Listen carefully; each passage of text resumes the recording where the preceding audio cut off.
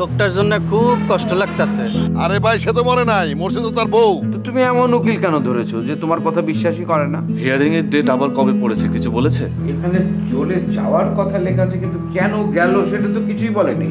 মোরে 2-3 জন মানে ধমক দিয়ে কয় কি বউ মরলে বলে কাঁদতে হয় না। তোমার কি ধারণা যদি কোনো আর্টিস্ট মানুষের ছবি না আঁকতে পারে তাহলে সে আর্টিস্ট না? জি না, এখন আমার ধারণা বদলে গেছে, সে একজন শিল্পী, ছবি আঁকতে পারে। বাড়ির লোভে আমি আমার বোনরে এমন একটা লোকের সঙ্গে বিয়া দিব না। আপনি যদি রাজি থাকেন তাহলে কিন্তু বাইরা ভাই ডাকতে চাই। কাম সারছে। না না না, আমি তো আজকেই আপনার বিয়ে করতে বলি নাই। কেন এসেছিল কিছু বলেছে? জি না।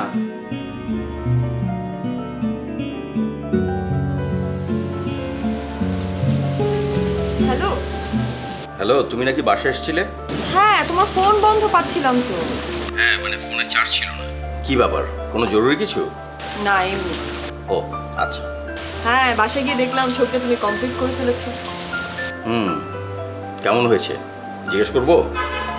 শুরুর দিকে চোখ আঁকা দেখেই তো বলেছিলাম, কিন্তু তুমি কি জানো তোমার ছবি আঁকা দেখে সবচেয়ে বেশি খুশি হয়েছে কে? কে? বাদশা। বাদশার ধারণা হচ্ছে গিয়ে তুমি কোনো শিল্পী না। যে শিল্পী নাকি মানুষের ছবি আঁকতে জানে না তাকে কি শিল্পী বলা যায়? আসলে হয়েছে কি, ও প্রায় প্রতিদিনই এর ছবি আঁকেন, ওর ছবি আঁকেন, এরকম করে বায়না ধরে। তো আমি ধমক দিয়ে দিই, সেখানে ভাবে যে আমি বোধহয় ছবি আঁকতেই পারি না।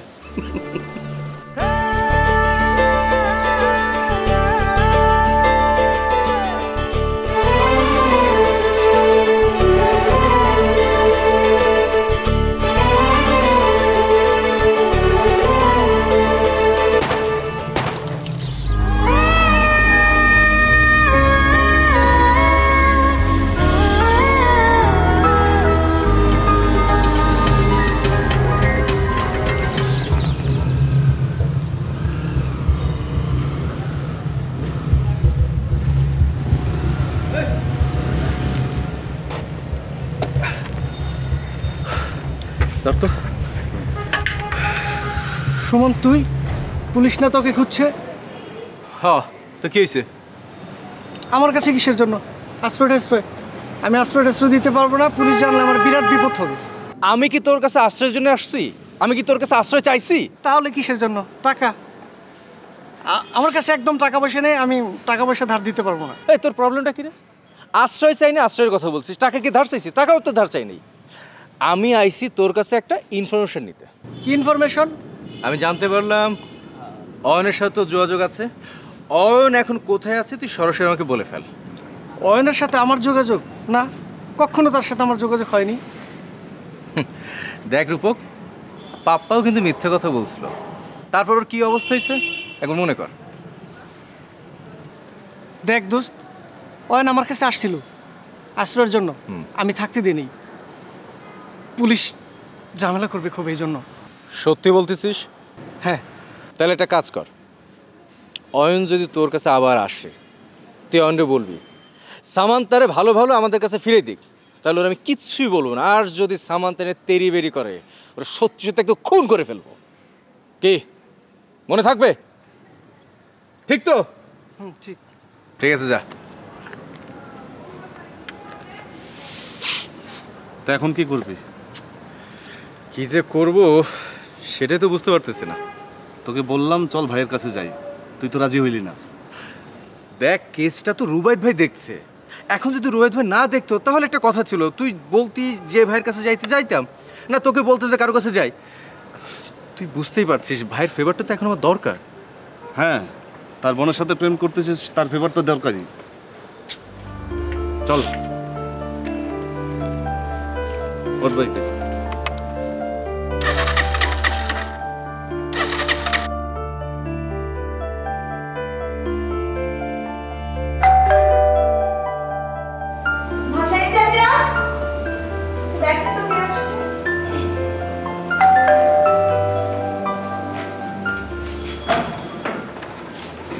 আপনি?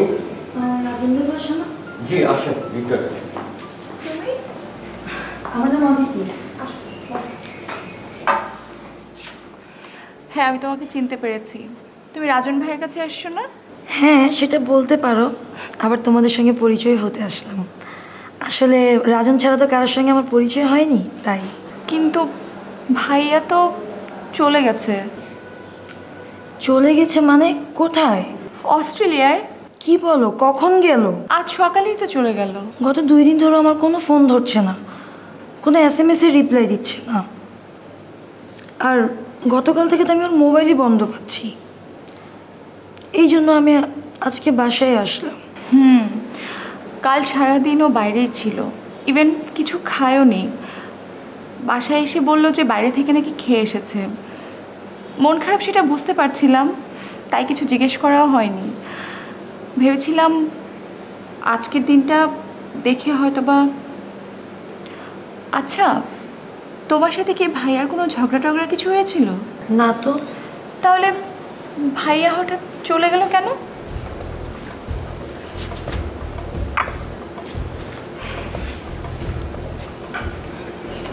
ও আসলে আমার উপর মনে হয় রাগ করেছে।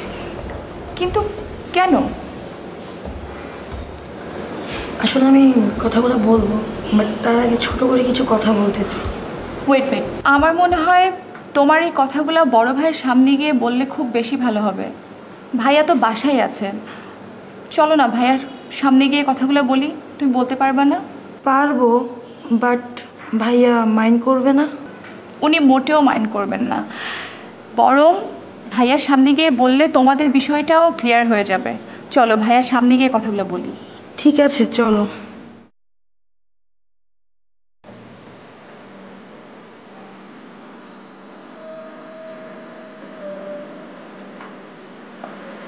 ভাইয়া, ভাইয়া ওর নাম হচ্ছে অদিতি।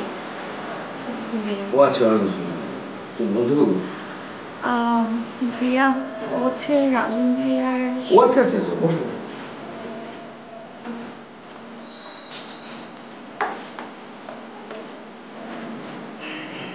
ভাইয়া আই এম সরি,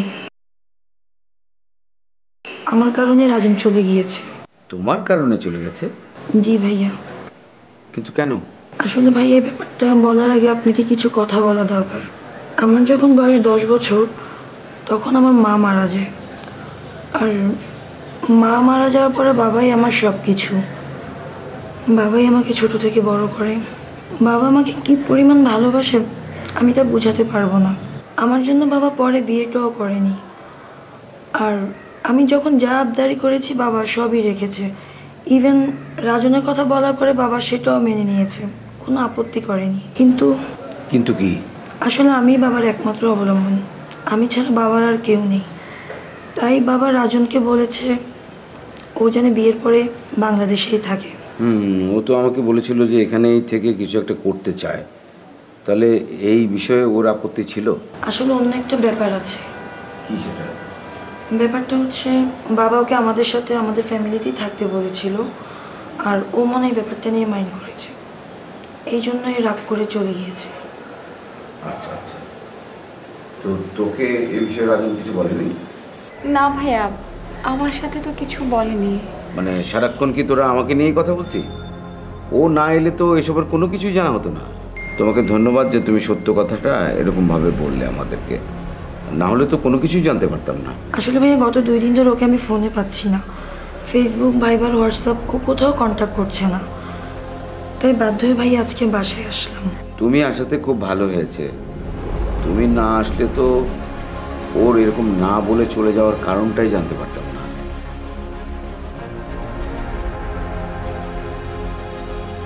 কি রে, তুই এই সময় রেডি হইতেছস? কই যাবি? রুমি ভাইরে নিয়ে একটু রেস্টুরেন্টে যাব।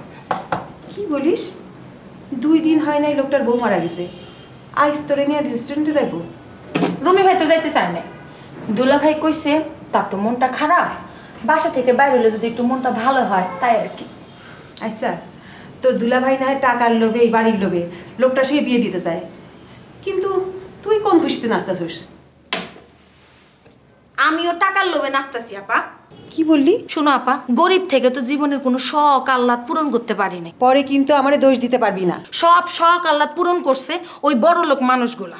তাই আমি সিদ্ধান্ত নিছি আমি সেটা করব। আর শোনো, ওরে বিয়ে করার আমার আরেকটা দায়িত্ব আছে। কি দায়িত্ববোধ? ওর বউটা আমারে দেখে অজ্ঞান হইয়া ফিট হইয়া মরে গেছে। সে দায়িত্ব থেকে আমি সিদ্ধান্ত নিছি আমি রুমি ভাইরে বিয়া করব। তোর জন্য সে বউ হারাইছে দেখা তুই নিজেই তার বউ হওয়ার জন্য উঠা পড়া লাগছস। আবার শুনো, তুমি এত কথা বুঝবা না। এখন তুমি আমার কত, আমার কেমন লাগতেছে? ভালো। এমন ভাবে ভালো বললা মনে হয় যে ভালোর মধ্যে অনেক ঝামেলা আছে। এই জন্যই মানুষ কয় বাঙালি প্রশংসা করতে জানে।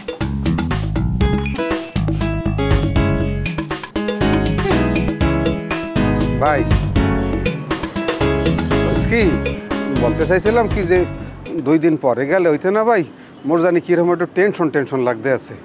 আরে ভাই, টেনশনে কোনো কারণ নাই। আপনি যাইবেন আপনার মতো, আর বাবলি যাইব বাবলির মতো। তারপরে দুইজনে এক জায়গায় যায় মিলিত হবেন, গল্প করবেন, কথাবার্তা করবেন। আরে ভাই, এইসব বিষয় কইরা ফিরিও লাগবো, এটা দরকার আছে রে ভাই। ভাই মানুষটা মরছে মাত্র 2-3 দিন হয়েছে, এখন কি যাওয়া ঠিক হইবে? আমি বলতে চাইছিলাম কি 2-1 দিন পরে গেলে হইতে না? এইখানে আমার একটা আপত্তি আছে। ওই যে কথায় কয় না, আজকে যে এই কাজটা করবা কালকের জন্য ফালায় রেখো না। এখানে তো কোনো সমস্যা দেখতেছি না আমি। বড় ভাই, আপনার কথাটা শোনার পর আমি আমার 2 চোখের পানি ধরে রাখতে পারি নাই। কি করবো ভাই, আমার কপালেই আসলে। আপনার কপালে যে এত বড় আঘাত ছিল সেটা আমি কল্পনাও করতে পারি নাই। আসলে পৃথিবীতে ভালো মানুষেরাই সবচেয়ে বেশি কষ্ট পায়। ঠিকই বলছো ভাই, ভালো মানুষের কষ্টের কোনো শেষ তো হয় না ভাই। এই ছেলে, এমনিতে ভাইয়ের মন খারাপ, আমি চেষ্টা করতেছি ভাইয়ের মনটা ভালো করার জন্যে। তুমি আবার কাটা গায়ে নুনের সিটা দিতে আইছো কেন? না ভাইজানরে দেখে আবেগটা ধরে রাখতে পারি নাই। আবেগ যেখানে সেখানে যখন তখন ছড়াইয়া দিও না, আবেগটা ভিতরে রাখার চেষ্টা করো, তাহলে জীবনে উন্নতি করতে পারবা। যাও যাও, এখান থেকে যাও তো, আমার ভাইয়ের সাথে গুরুত্বপূর্ণ কথা আছে। যাও ভাইরা ভাই, আপনি বিসমিল্লাহর নাম করে রওনা দেন। ভাই কেউ যদি দেখতে এলাম, কেউ দেখবো না, একটু পরে সন্ধ্যা নাই নাই, সন্ধ্যার সময় মানুষ ছোটাছুটির মধ্যে থাকে। যান যান, বিসমিল্লাহ রওনা দেন। যাই ভাই, ধরে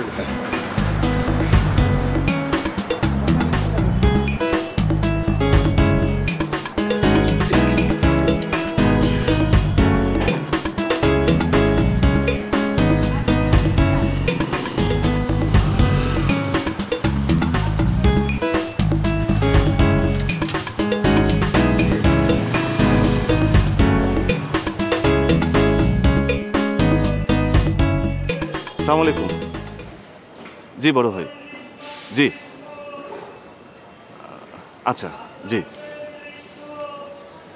কার সাথে কথা বললি? কে? এক বড় ভাইয়ের সাথে যেতে বলছে। যেতে বলছে এখনই? এখনই। আচ্ছা ঠিক আছে, তুই তাহলে যা। তুই কি করবি? আমি কি যে করব, যাক তুই আমাকে নিয়ে চিন্তা করিস না, সময় মতো আমি তোর বাসায় চলে যাব। বড় ভাইয়ের ওখানে জরুরি কথা আছে, তোকে নিয়ে যাওয়া ঠিক হবে না। আর তাছাড়া তুই বোরিং ফিল করবি। শোন, তুই আশেপাশে কোথাও ঘোরাঘুরি না করে সোজা বাসার দিকে চলে যা। আমাকে টেনশন করিস না, তুই যা, আমি আমার মতো ব্যবস্থা করছি।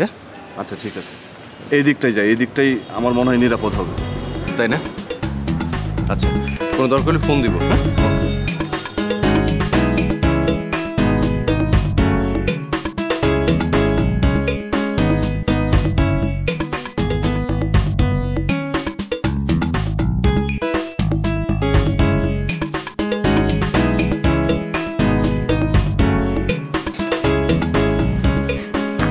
কারোরে খুঁজতেছেন? না, কে খুঁজবো, কেউকে খুঁজতে আসি না। কিন্তু আপনার এই দিক তাকানি ওই দিক তাকানি দেখে তো মনে হইতেছে আপনি কারোরে খুঁজতেছেন। না, ওই একটু ওই যে টেনশনের চোটে গলা হুগেই আসতেছে তো, মনে হইতেছে আবার ওই যে কোনো হিন্দে কেউ এবার দেখে টিকে ফেলায় কি না, সেই ডরে আর কি। আরে সেই কারণেই তো আমার দুলা ভাই আপনারা আলাদা পাঠাইছে, আমারে আলাদা পাঠাইছে, যেন কেউ না দেখে। তারপর আপনি টেনশন করতেছেন। ঠিক আছে, আপনার যদি কারোর দেখার ভয় থাকে, ঠিক আছে তাহলে আমি চলে যাব। তুমি যাবা কেন? তুমি বসো।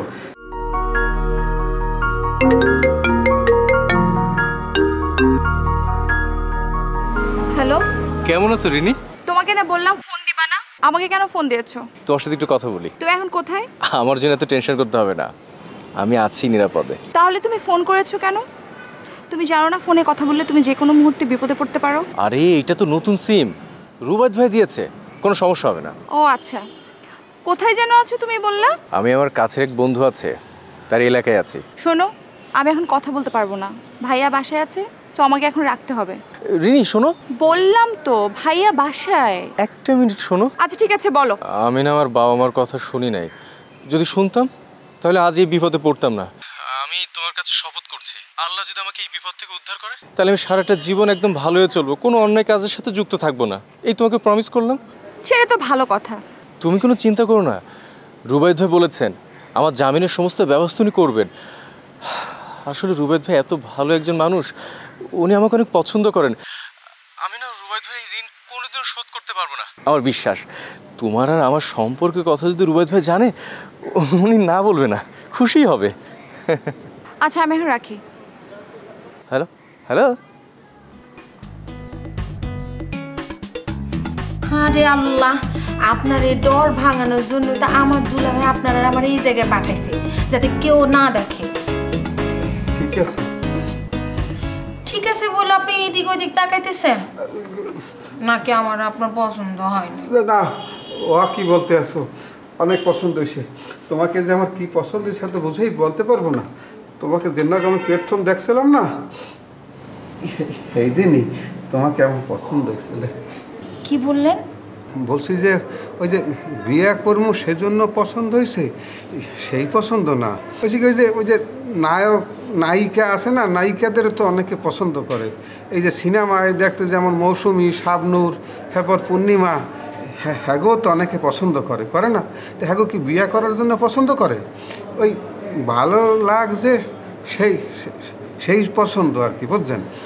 এর মধ্যে অন্য কোনো কারণ নেই। বুঝতে পারছি। এই যে তুমি বুঝতে পারছো, অনেক ধন্যবাদ। কিন্তু এই জায়গায় যদি দিলরুবা হইতে আনে, কি করতে জানো? আমাকে কান ধরিয়ে হেনে খাড়া করে এই রাখ। কেন কান ধরে দাঁড় করে রাখতো কেন? এক ফিরে বিয়ের অনুষ্ঠানে গেছিলাম তো, আমাকে বরিশালের ওই এমপি সাহেবের মাইয়ের বিয়ে।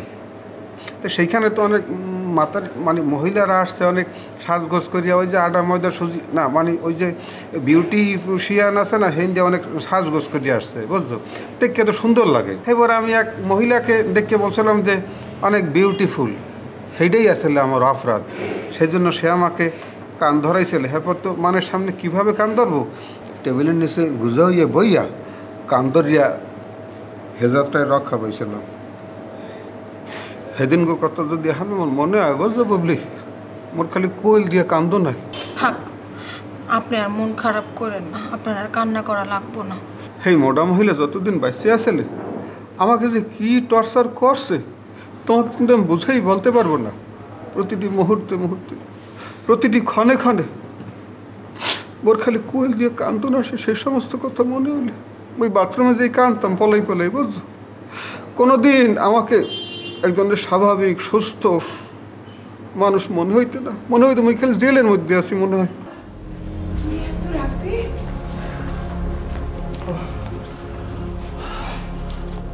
মা, কতদিন হয় তোমার হাতের রান্না খাই না।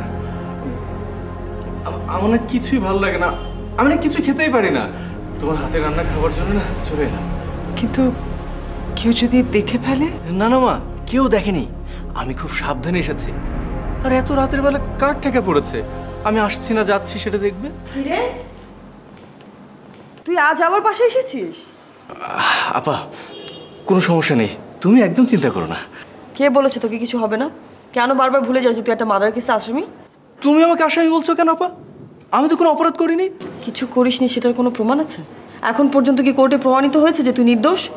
আর তুই তো কোনো কথা শুনিস না, যখন তখন যেখানে সেখানে ঘুরে বেড়াস, যখন তখন বাসায় চলে আসিস। একটা বড় বিপদে পড়েছিস, সেটার কি কোনো আন্দাজ আছে তোর? আপা, আমি কি করব বল? আমার না কিছুই ভালো লাগে না। তোদের ছাড়া দূরে থাকতে ইচ্ছে করে না, মার হাতে রান্না খেতে ইচ্ছে করে। আচ্ছা আমি কি করব? আমি তো কোনো দোষ করিনি, কেন আমি এভাবে পালিয়ে বেড়াবো? কে বলেছে তুই দোষ করিসনি? কতবার তোকে নিষেধ করেছি, কোনো কথা জীবনে শুনেছিস? বারবার তোকে বলিনি কাজ করলে ঠান্ডা মাথায় করবি, কোনো কথা বললে ঠান্ডা মাথায় বলবি? সবসময় কি বলেছিস? একে খুন করে ফেলবো, ওকে মারবো। এখন বুঝতে পারছিস নিজের কথার ফল? সময়ে ভেবে চিন্তা করে কথা বলতে হয়। জীবনের কোনোদিন এসব কথা কাউকে বলবো না। আমি বুঝতে পেরেছি আমি অনেক বড় ভুল করেছি। মা, এই যে আমি তোমাকে কথা দিচ্ছি মা, জীবনের কোনোদিনও তোমাদের কথার বাইরে আমি যাব না, কোনোদিনও না। সবই তো বুঝলি বাবা, কিন্তু বড় অসময়। মা, বাবা কোথায়? তোর বাবা ঘুমোচ্ছে। আচ্ছা শোন, অনেক রাত হয়েছে, এখন যা, বের হ। না, খেতে চেয়েছে, আমি খাবার দিচ্ছি। আচ্ছা মা,